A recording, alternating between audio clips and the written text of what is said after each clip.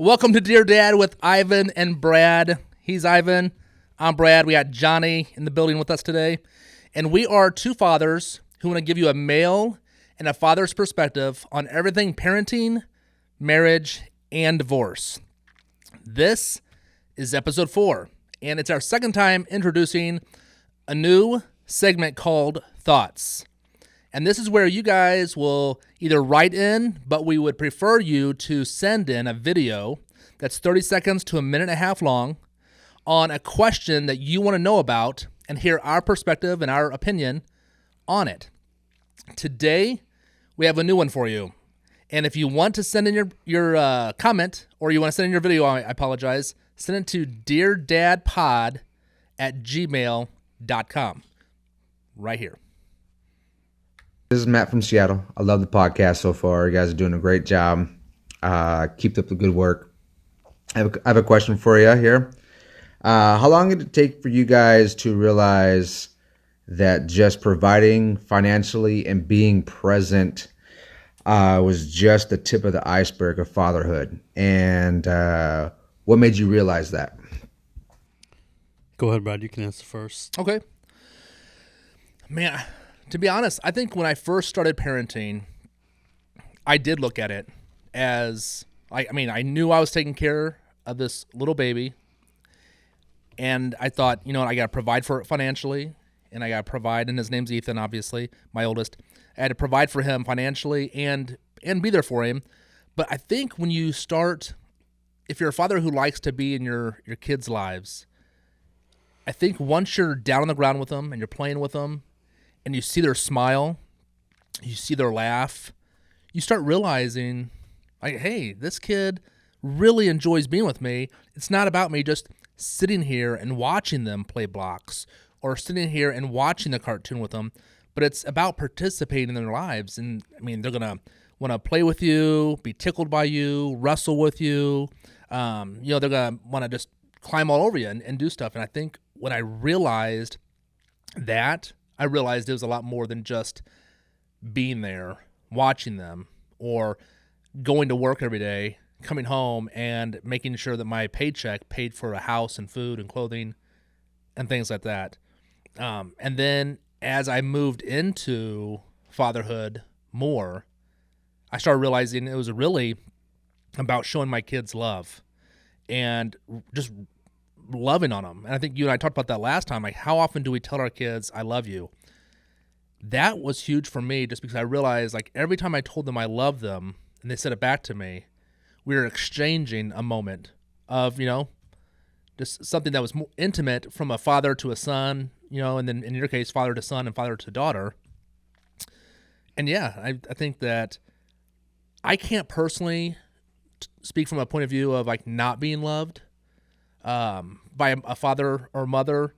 I can tell you, I've had girlfriends break up with me and I thought my world was over, or something like that. But as a kid, I've always had my mom and dad there. But I can definitely tell you from that standpoint, it changed me as a human to realize the way they saw me, no matter how bad I did in school, how bad I did in sports, who I did something bad to, that my parents believed in me. And so it gave me hope that my life could be better. And that's what I try to give my own boys, is that hope, that love, and stuff like that. So, yeah. That's a good question, Matt. Thanks for asking it. Yeah, Matt, thanks for the submission, man. We appreciate your support. You've been very helpful throughout this whole journey with us so far, and I really appreciate it. For me, I learned that before I even had kids, man, just because I didn't have that ever. Like, till now, I don't have it. I had it from my mother since day one, my mother, right? But this is about fathers, right? He's speaking about fathers, and I never had it. So I learned very early on that that's what I needed to be able to provide to my kids, more than just financials and sitting there while they do their own thing. Right. So even before my kids were born, I would think about those things, And once they were born, I I've always made sure to do stuff with them, you know. So I try to teach them as much as I can. I try to play with them as much as I can. Obviously, I'm not perfect, right? I can tell you right now, I'm going through a bit of a slump where, you know, I have a lot of crazy stuff going on, where I've just been kind of, how do you explain it? Just I've been down, you know. So our weekends haven't been the funnest. You know, our time together hasn't been the best, just because I haven't been myself, right? And you know, I can admit that, you know, but so my kids, if you guys are watching, I promise it'll get better. But yeah, I learned it pretty early on, and I always try to make sure I do my best with giving them proper time, Right. you know, because anybody can give money for diapers and give money for clothes and give money for this and that. Anybody can do that. Anybody. Right. But only a real father that loves their children will actually take the time to spend time with them and do different little things with them. Right. You know, even though I'm a weekend dad, you know, I usually do try to make the most out of my time with my kids. So yeah, man, that's when I learned that part of it. Yeah. I think if I wanted to dive deeper from your viewpoint, I would want to say, like, as a kid growing up in elementary, junior high, seeing other kids with their mom and dad, and you having your mom, but your dad not being there, like, what did that do to you? Like, how did that affect you? It sucked, you know. I don't remember too much of it, to be honest with you. I don't remember specific moments or anything like that. But all I remember is just a void in my life. That's what I remember. I remember my mom always struggling her whole life. You know, because she's always I've never had anything. I've never not had something that I needed. She's always been able to provide for me and for my brother Johnny. So even when my parents did get together again, 10 years or 8 years later, my dad was still not really able to provide financially. Right. So that part has always been on my mom. So she's always done better than anybody could even ask her to do, just because that's the type of person she is, you know. Right. She always finds a way. In emotionally too, not just financially. She's always been there for me. But you know, a kid needs his dad, right? So there's a lot of things that there's a lot of things that my father should have done or could have done if he was there that my mom wasn't able to do. You know, and that's something that even though I'm involved with my children, I struggle with that because I have both a son and a daughter. So I have to try to find ways to teach my son certain things and also teach my daughter certain things. As a man, Right. it's very hard, you know. And this is what last episode I mentioned, that we need to let moms be moms and dads be dads. Right. Right. We need to let each other play those roles. What I meant by that was that whether it's history that tells us a mother's job is to do this and a father's job is to do this, as far as what we teach our children, we can go by those rules. Sure, every situation is going to be different, right? Some go by those rules. Some might go by others. Like, Right. for example, if I want to teach my son how to be sensitive, I should be able to do that. If I want to teach my daughter how to be aggressive, I can do that, right? Or if I want to teach my daughter how to be sweet, I can do that as well. It doesn't only have to be on her mom.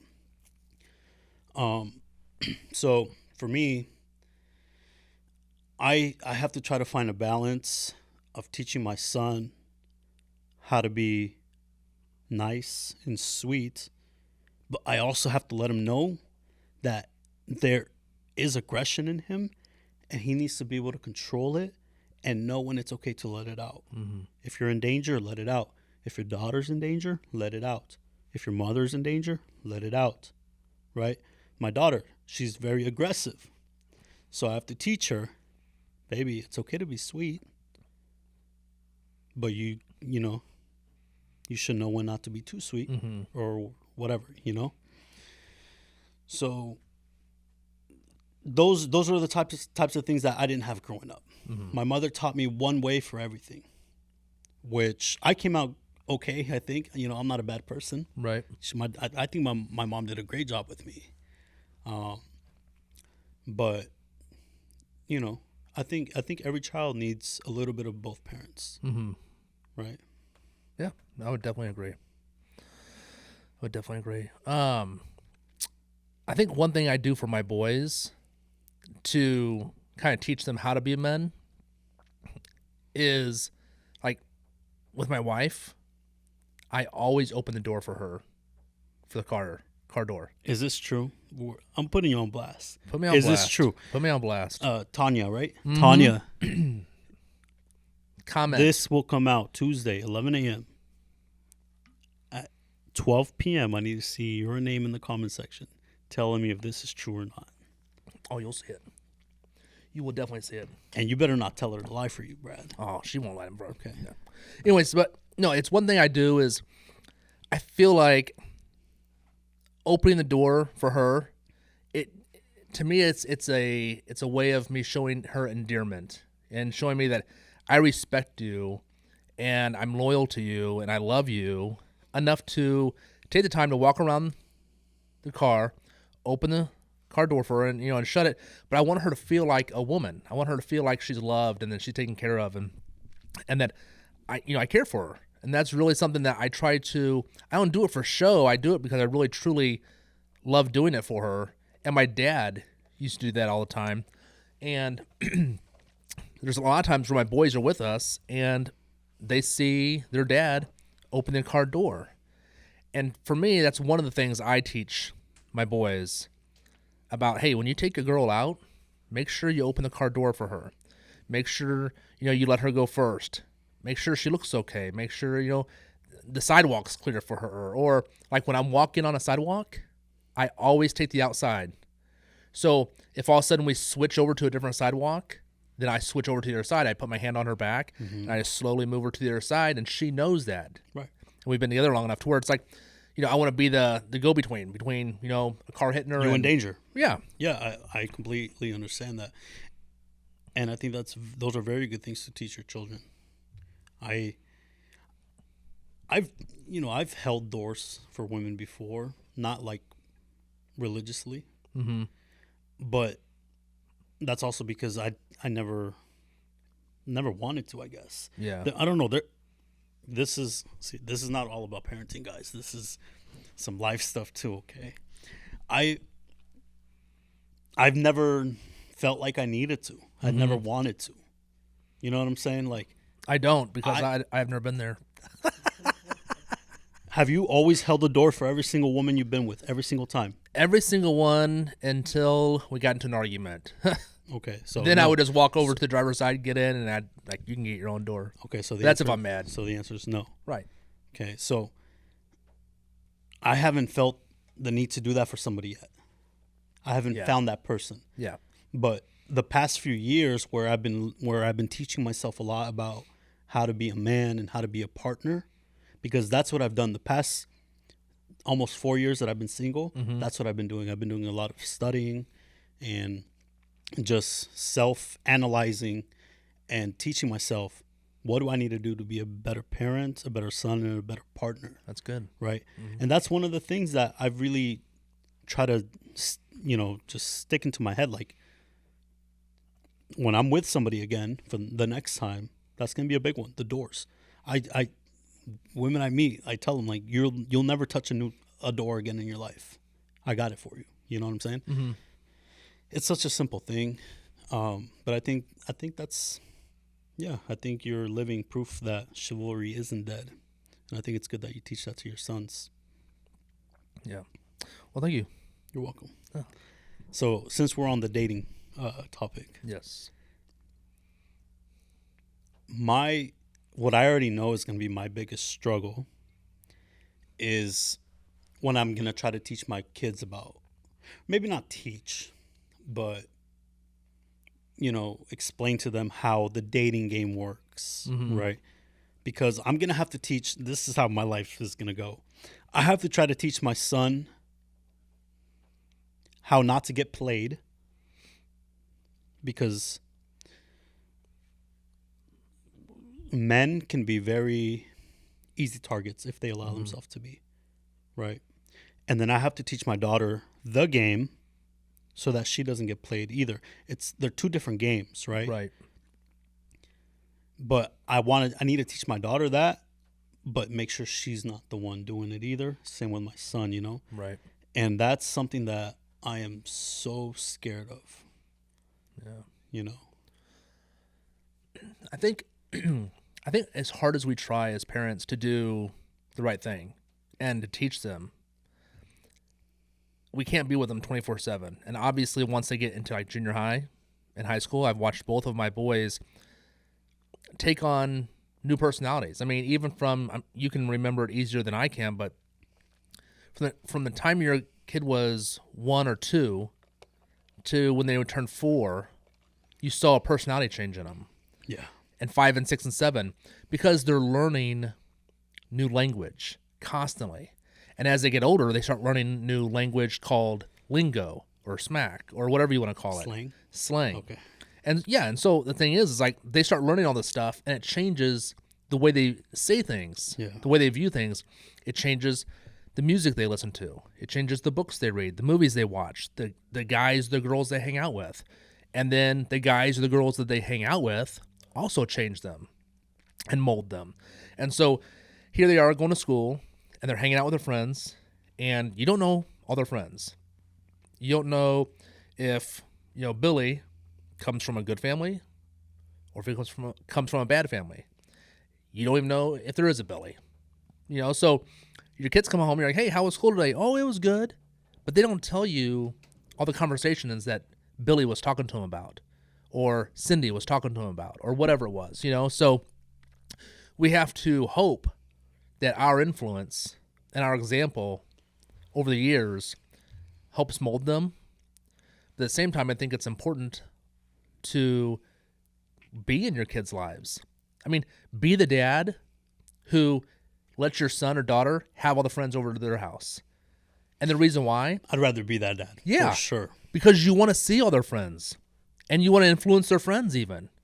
You want to be known as like, man, you want them telling your kids like, your dad is so cool, or your dad's really nice. For the right reasons, of course. Exactly. And to me, I feel like it's important. And so about 2-3 weeks ago, my oldest son wanted to hang out with his girlfriend. And I was like, yeah, that's cool. And so I would say somewhere like a month or 2 ago, probably 2 months ago, I took him over to his girlfriend's house. And her mom and dad came out and met me when I was dropping him off. And I said, hey, my name's Brad. And they introduced themselves. And then the next time, she came over to our place to get Ethan. Well, her mom made her come to the front door. And she had to knock on it, and then I opened it, and she had to introduce herself to me. So I was like, hey, how you doing? And, she told me her name. And, and I didn't get to talk to her a whole lot because her mom was standing 10, 20 feet back, making sure she did it, first of all. But also because her mom was trying to instill in her, like, you need to meet your boyfriend's dad. And you need to meet his parents. And so, and then I know this past weekend, my son got to have his girlfriend over to his mom's house, and they had like a movie night on Friday night. And so they watched some movies and probably had, popcorn and all that stuff. And she got to meet her. And so. Have you two spoken about that yet? No, we have not. Do you think you ever will? I doubt it. Yeah. There's no need. Nothing crazy. No. So, but no, I think that's important to have a relationship with your kids' friends, to be there so you kind of know who they are. So you're like for me, it'd be like, hey, Ethan, when you had like your buddies over the other night, I noticed Jack was like, he acted really strange, or he's being like really vulgar or whatever it might be. Is he always like that? And, you know, he's like, and he could be like, yeah, he just is. He just always talks like that. I'm like, okay. And then I can address that by talking to him like, hey, you know, I hope that you're not like that when you're out in public and just being vulgar or always, you know, bullying people or making fun of people, because it does show other people who you really are. Yeah. And then not only do they judge you, then they judge your parent who's been raising you. And like, if that kid acts like that, what's their parent like? Well, here I come a week later. I'm at a football game with them. They're like, oh, that's his dad. That's the guy who lets him talk like that. You know what I'm saying? And I don't even know my son's talking like that. So I'm oblivious if that were the example. Do you let your kids cuss? No, not really. No. I mean, they might use some slang or something like that, but they don't cuss. They don't really cuss, no. No. What would you do if they started cussing? Would you allow it or not allow it? I mean, it just depends. I mean, it depends on why they're using it, first of all. Just everyday conversation. Like, you've heard me speak, Brad. Yeah. I'm a very vulgar person. Yes, you can be. I use bad words we've all used bad words. I feel like if you're always just using the F word for every little sentence you're saying, I would question you like, hey, do you have a larger vocabulary than the F word? You think it's an intellectual thing? No, I think it's like what you get used to saying. So when I used to speak, like if I had to give a presentation in front of a school or whatever, I would use the word like all the time, like really, like always, like all the time, like. That's a habit. Yeah, but it can get into a habit of always thinking you have to use the F word or, you know, whatever it is because your buddies are using it and that's how you think everybody should be talking. And it's like, you don't always have to talk like that. And to prove a point, when you're around your grandmother or you're around, you know, other people who you know are like not like that, you stop. So there's a time and place for everything, right? You know? So, but the thing is, like, cuss in a job interview, right? So you know how to control it, yeah, right. So I'm saying that it's not like you have to talk like that. You're just choosing to talk like that. 100%. Yeah.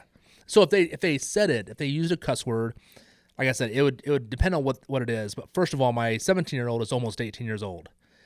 Would I prefer him not to always cuss? Yeah. But if he's going to cuss about something, if he's like really mad, he's like, that's a bunch of BS. Okay. So it is. How you going to change it? You know, I mean, I'm just going to ask him a question. I'm just going to say, how are you going to change it? Or why is it? Why do you think that? And he gives me his opinion on it. And it might be true and it might not. But, I mean, gee whiz, if that's the worst my kids do is cuss, then I think I'm doing okay in life. Yeah. I don't think there's anything wrong with it. I mean, I don't want my kids cussing now at their age, but a 5 and 7-year-old just lighten you up. It's funny. It is funny when it slips out. Mm-hmm. You know, but obviously not in normal conversation. Right. Yeah, man. So I want to talk about a few other things that I like to teach my children. Okay. This was another one of those things that was kind of an issue with their mother and I. Okay. It always has been, I think, since they were very, very little. To me, this also goes along with the image thing, but not really. It's a little separate, a little bit. Okay. But to me, it's their weight. So obviously, I've been overweight most of my life. When I think I really started gaining weight at like 8 years old, which is around right now where my son is at that age. Mm-hmm. He's not really gaining weight, but I'm saying around that age. And I was thinner than my son. Mm-hmm. Thinner, right? So I understand that even though my son is fine right now, he might not be if we don't watch it. Same with my daughter, right? So, like at my house, it is very, very rare if they drink soda. If they do drink soda, it's because I might give them a little sip of mine, like one sip, and they're cut off. They know this. Gotcha. They know not to even ask me for soda. Other than that, I might give them one soda each at like Christmas or a birthday party. So we're talking a few times a year, right? or maybe we'll go out to eat somewhere. Maybe I'll let them order a drink. Maybe. Other than the soda, they hardly ever drink juice. So they just drink water or milk? Mostly, yeah. Okay. Mostly water. And they don't cry about it. Mm-hmm. They don't, because they know we ain't drinking soda at Daddy's house. Mm-hmm. They know that. So do they drink it at their mom's house? Yeah, they. I don't think they drink it like very often, but I know they do. Yeah. Especially like when they're out to dinners or probably with their grandparents and stuff. They'll give them soda. They've told me. See, I give my kids soda probably every time I order pizza, which I don't order pizza a lot, but every time I do order pizza, I get a 2-liter. Yeah. I'm like, you guys want root beer, orange, whatever it is. Even if we get a soda, they're not drinking soda. Like, I drink soda all the time, but I tell them that's why I'm fat. Okay, but Brad, let me tell you this.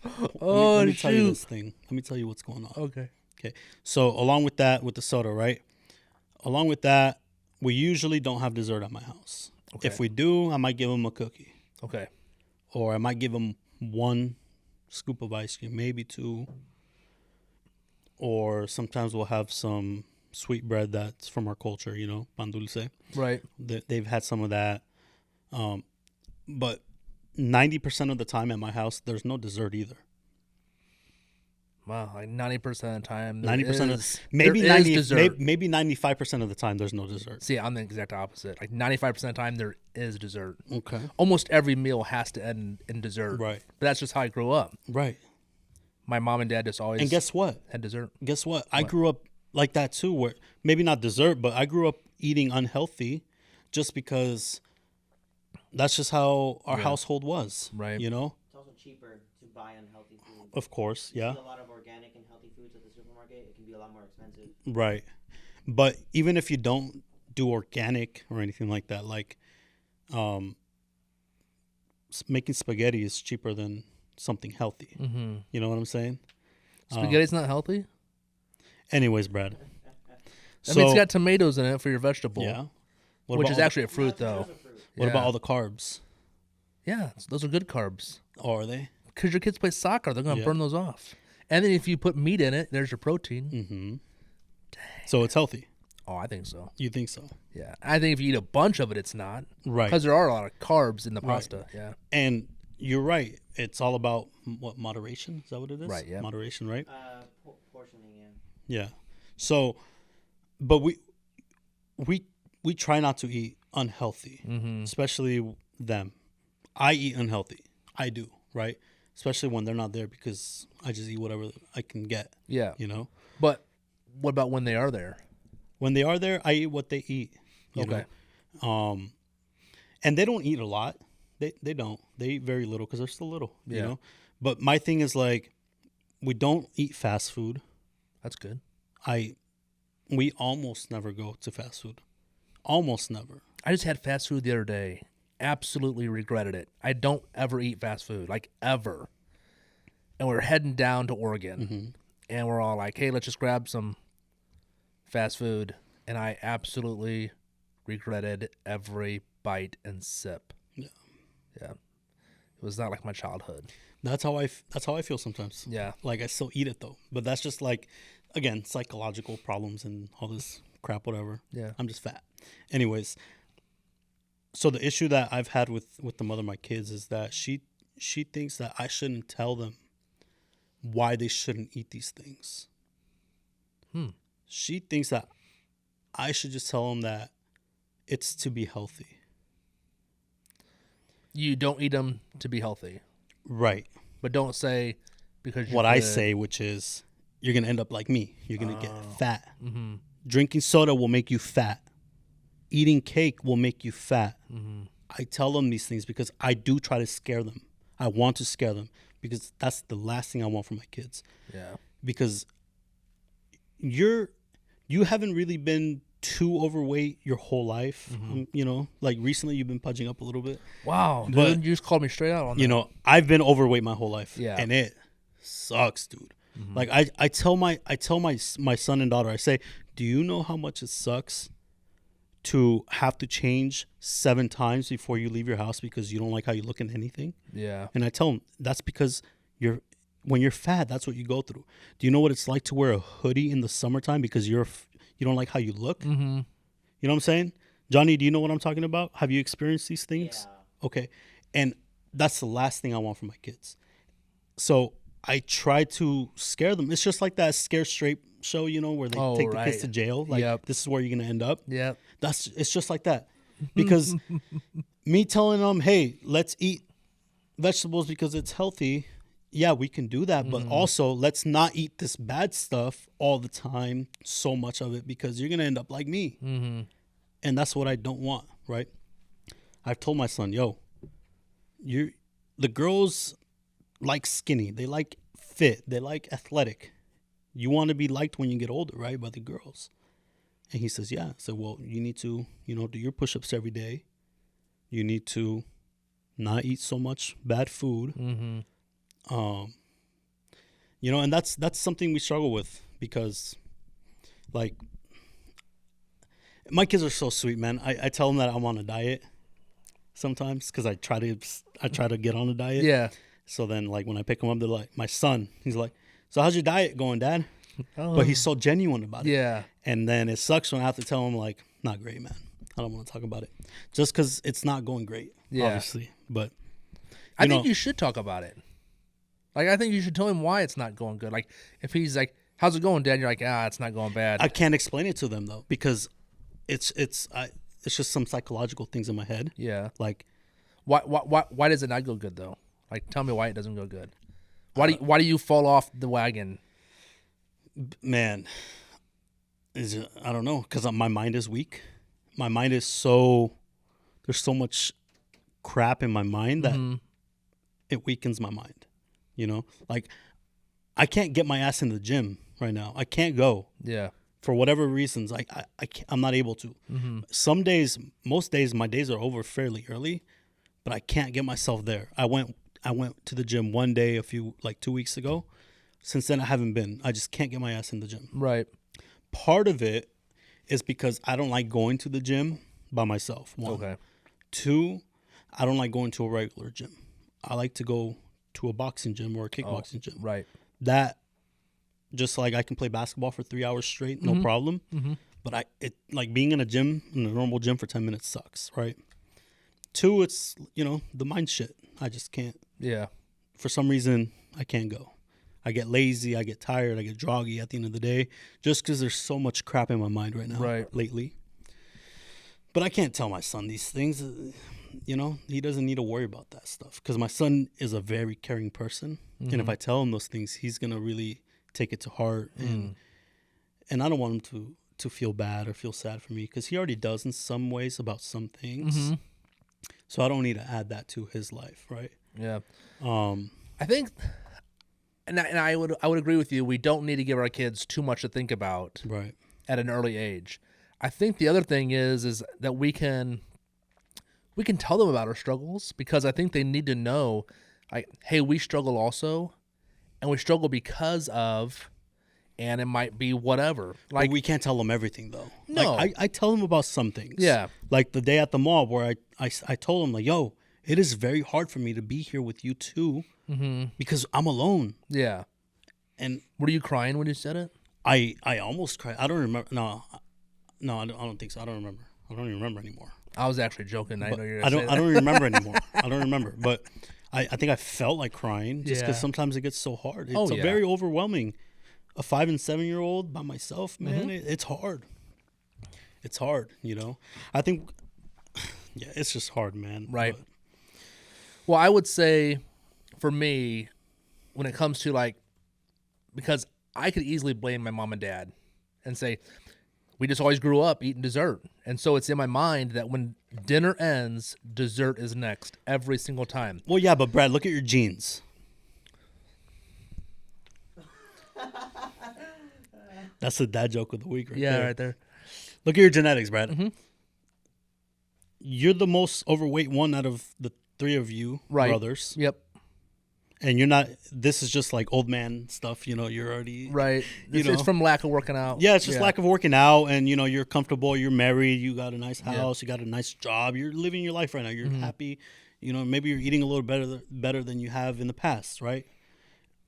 And that's just what that is. But like, if you look at your three brothers, what I see are three fit guys. Mhm. Your dad, I saw a picture today. I think that was your dad. He looks like he's in great shape. Yeah. Your mother looks like she's in great shape. Even your grandmother looks like she's in fantastic shape for her age. Mhm. You guys can eat dessert every single day.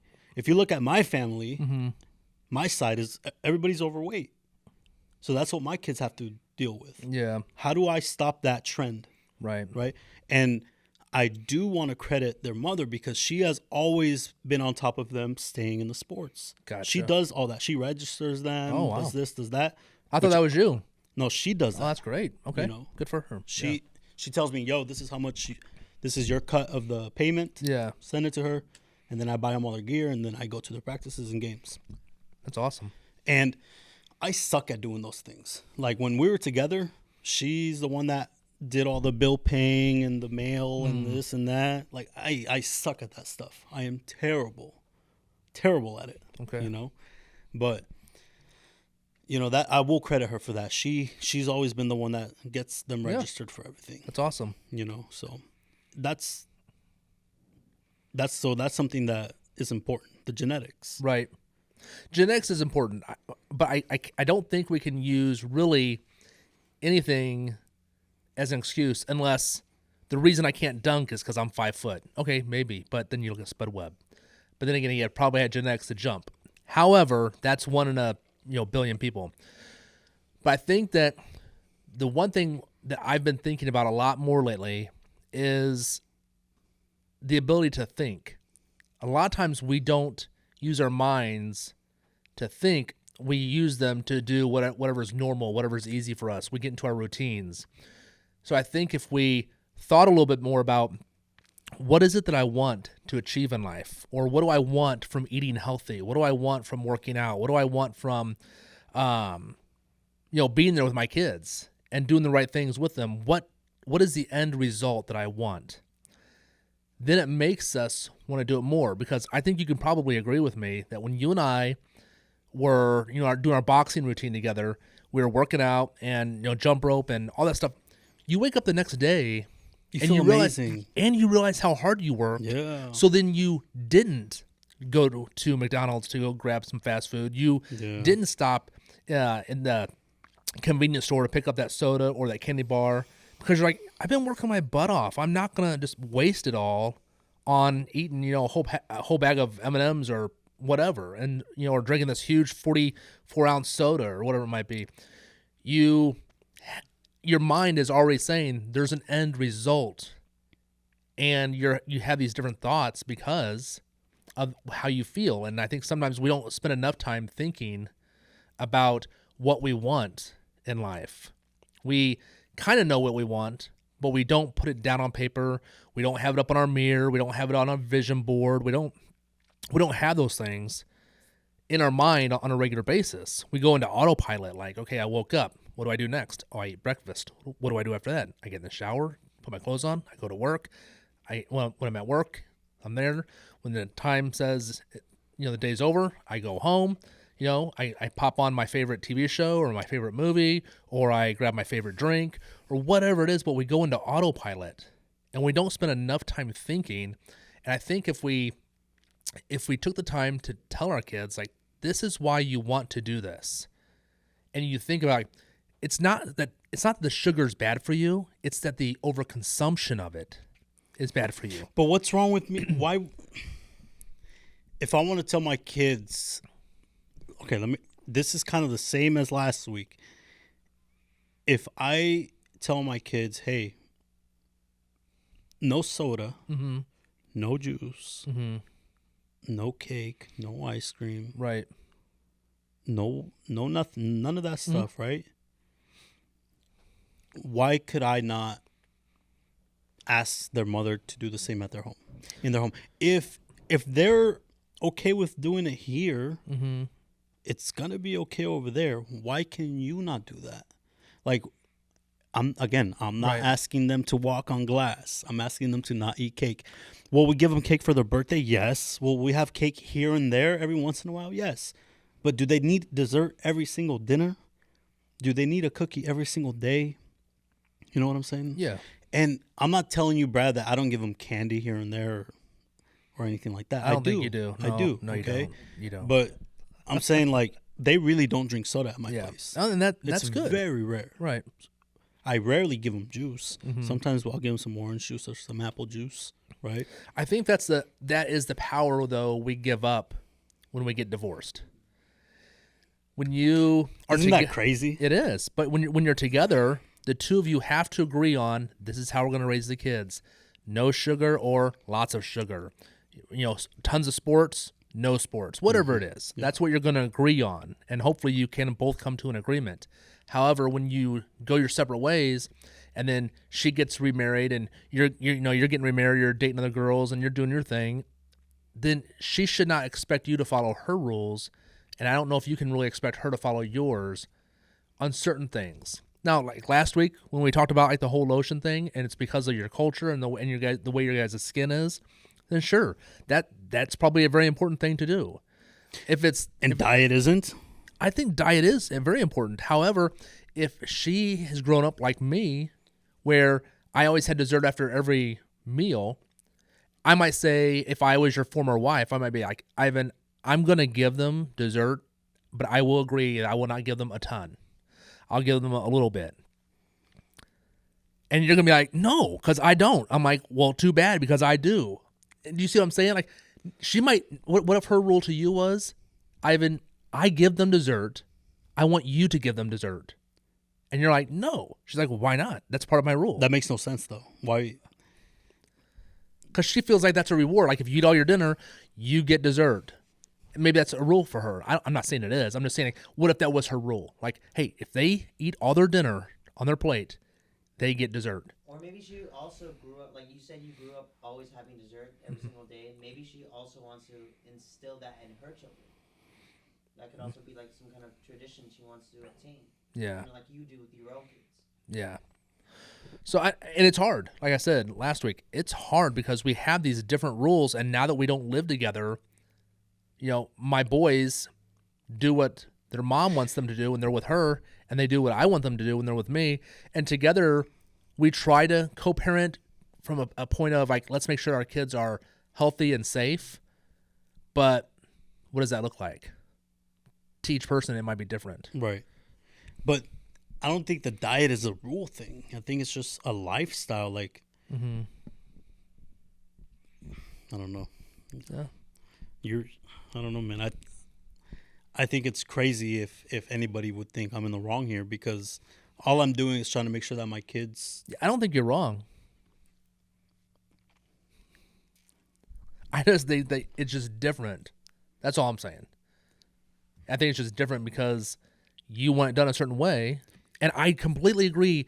Yeah, maybe we should all be eating tofu and our green beans and our, you know, skinless, boneless chicken breasts and So stuff like that. I'm not telling you what to eat. Uh-huh. I'm saying what we shouldn't be giving them. Right, Brad? Have you ever seen a kid that's like really overweight? Oh yeah. Don't you feel bad? I feel terrible for them. I feel so bad. Like, kids, especially as a kid, because a kid, they're screwed. They're screwed. Well, yeah, but that's where you're also supposed to be able to go out and play with all your friends and do all this fun stuff. And if you get heavier later on, so be it. But at least you had a good childhood and got to go play all the games that everybody else did. But yeah, when you're heavy and you can't keep up with your friends because they're all running or riding bikes or doing sports, and you're like, I can't do it. I'm just too heavy.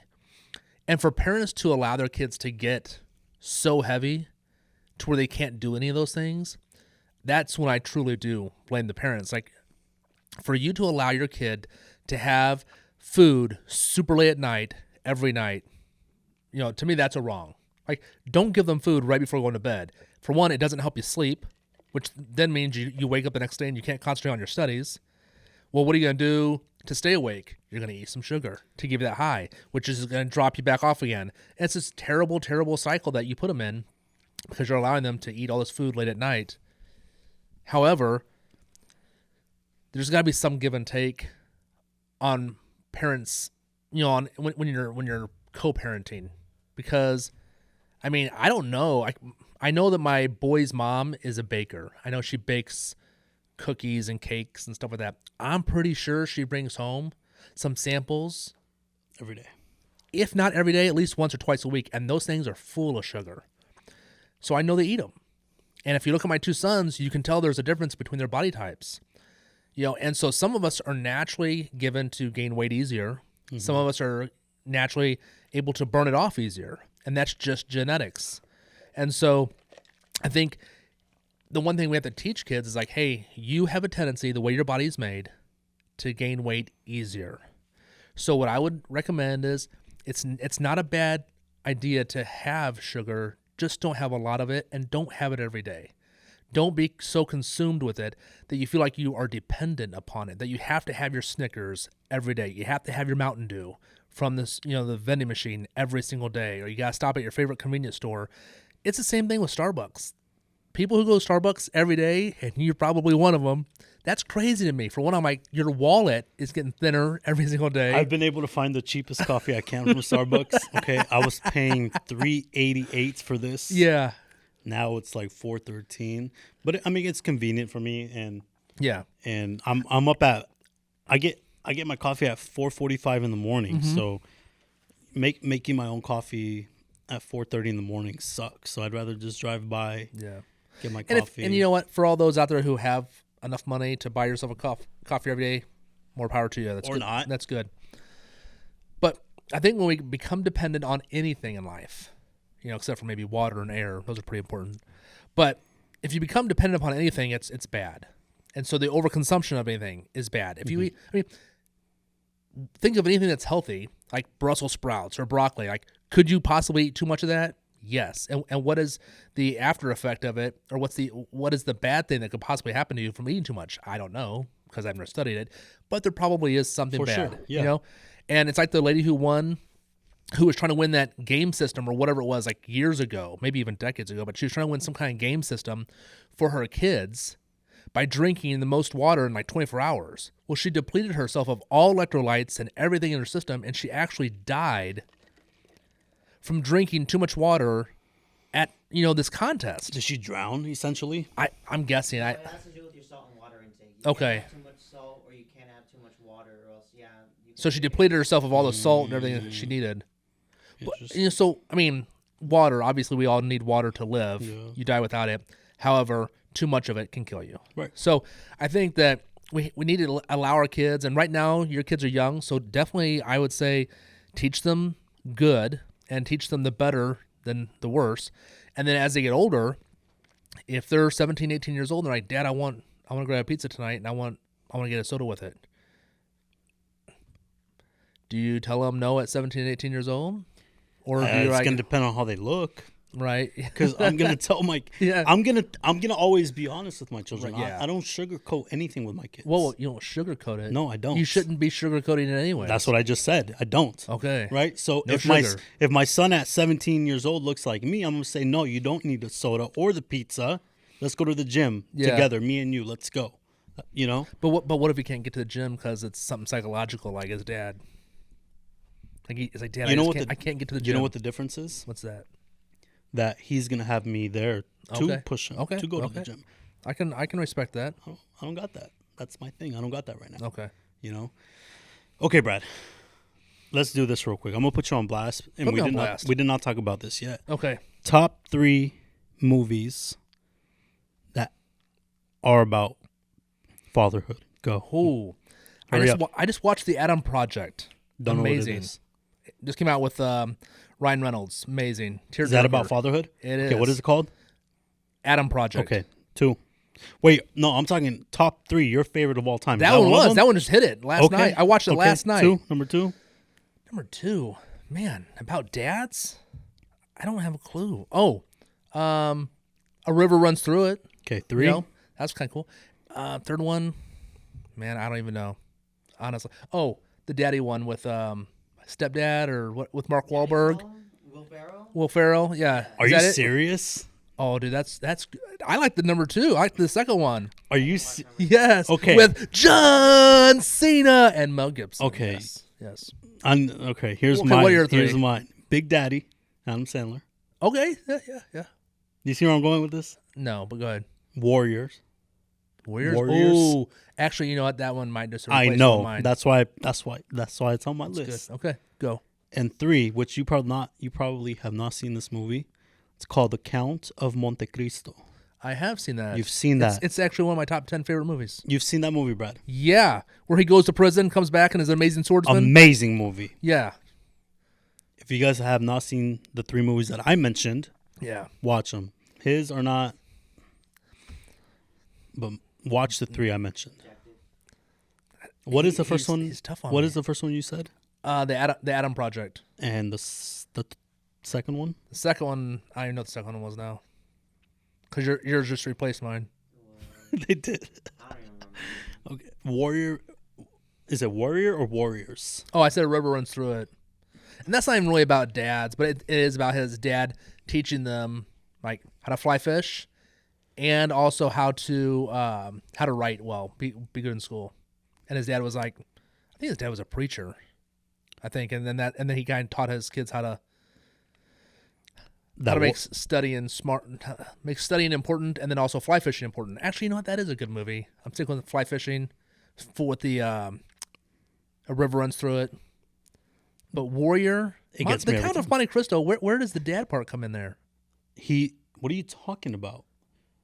Where does it come in?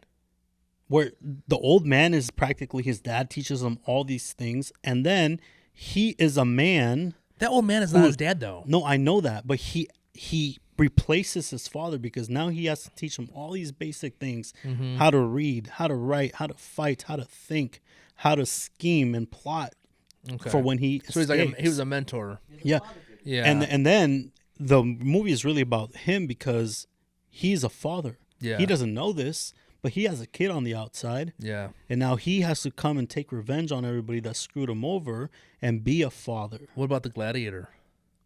Never seen it. Okay. The movie Warrior gets me every time, Brad. It does. I cry every time.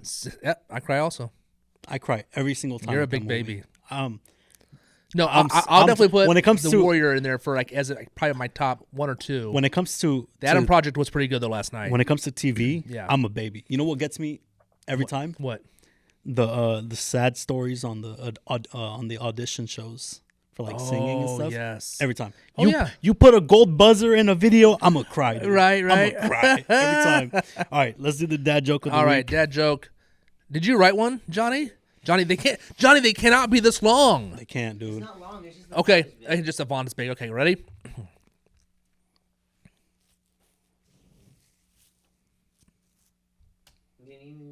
No, I'm just trying to make sure my delivery was good. Hey, I've been trying to lose weight over the last couple of weeks. I lost 5 pounds on Monday, but I found them hiding in the emergency cookie jar on Tuesday. Sneaky little devils. Oh, that's a good one. That was a good one. Okay. All right, Johnny, guys. you redeemed yourself, man. That was awesome. We will see you guys next week, Tuesday, 11 a.m. Yes. Thanks for watching. Like it, subscribe it, share it, comment, and send in your videos. deardadpod@gmail.com.